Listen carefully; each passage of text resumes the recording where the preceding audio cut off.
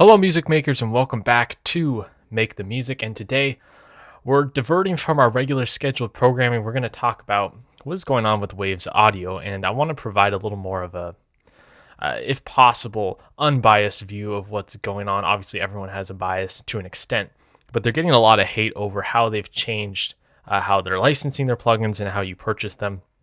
And as someone who owns quite a few Waves plugins at this point and has used them in my tutorials, and even you could say semi de facto promoted them, saying that some of these are good.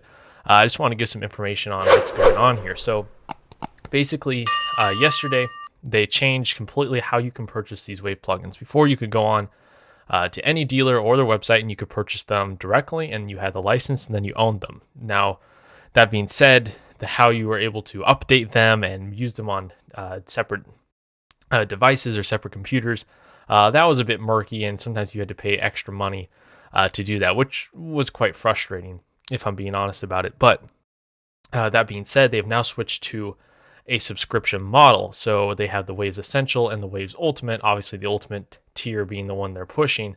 And that's just the monthly billing right there, $24.99 a month, and then annual. You can pay annually to get it in bulk. Obviously, there are other companies that do this subscription model. So in and of itself, doing a subscription model, I don't think is wrong or immoral. I understand that, for someone who works for a software company, I understand you need to make money. The budgets need to line up, right? And the costs need to line up. So, when a company makes a move that might be more profitable for them, my first approach is not always they're just evil and money grubbing. Sometimes there's things we don't understand, but it's the honesty in which they do it, I think, is really important to analyze here. And like I said, the methods of which they do it and what they've done in the past and what's going to happen to previous customers is important to evaluate. I think if they attach this plan along with what they already had with you being able to purchase plugins, I don't see there's anything wrong with that. Starting out when I didn't have a lot of money, it was nice to have the Slate monthly plan because I couldn't splurge for the expensive Slate plugins for a one-time purchase, right? So that was nice. You get access to high-quality plugins. You don't have to pay that much because you're on a bit of a budget. And like I said, I think if they added this on to their current purchasing system, no problem with that, right? That might work for some people. But now that this is the only way to get Waves plugins, is for someone who's bought quite a few Waves plugins just in the last 2 or 3 months. This is very aggravating because now you could have gotten all of them for $25 a month when you've paid quite a bit of money. And now to update them, the only way to do that is through the Waves Ultimate plan. Now, luckily, we've just gotten the switch to Windows 11.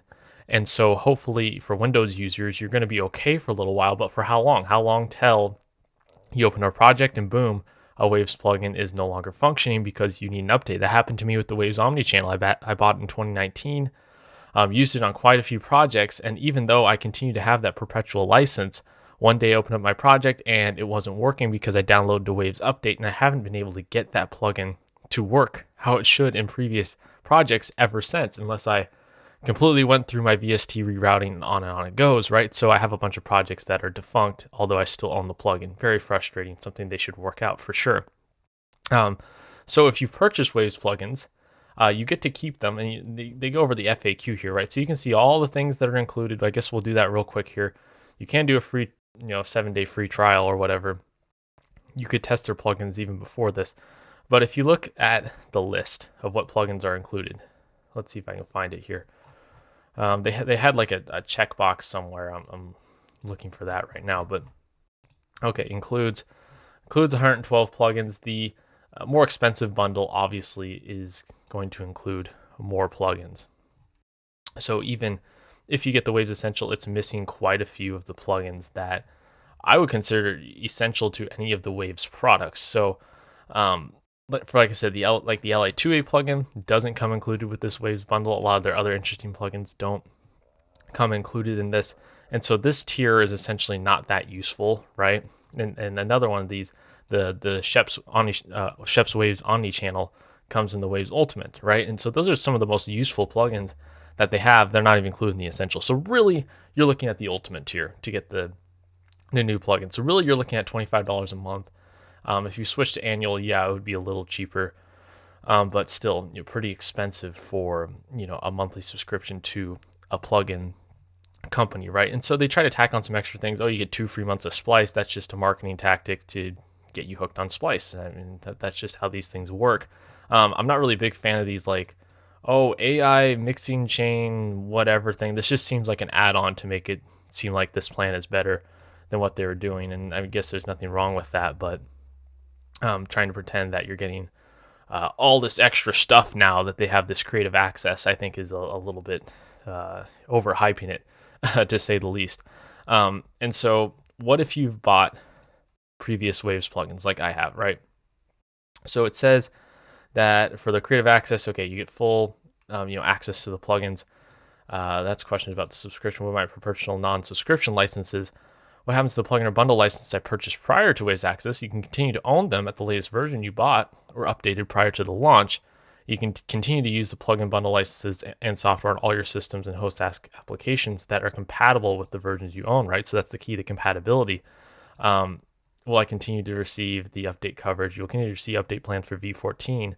Once the coverage expires, it'll not be possible to renew, and you'll have to do it through Waves Creative Access. And so essentially, over the next year, it's going to be impossible to have your original purchase plugins, right? You're going to have to get on Waves Creative Access to get those latest updates, to get the plugin versions to actually use with your projects. And if you don't want to do that, well, too bad. You've got a bunch of defunct projects despite purchasing them previously. So unless you turn off updates or something or do something crazy with your computer, and we know Windows and even Mac are constantly updating your computer, and in order to keep up with other plugins that are coming out that you probably own, you probably have to update your operating system, you have to update your DAW, and you have to update your plugins.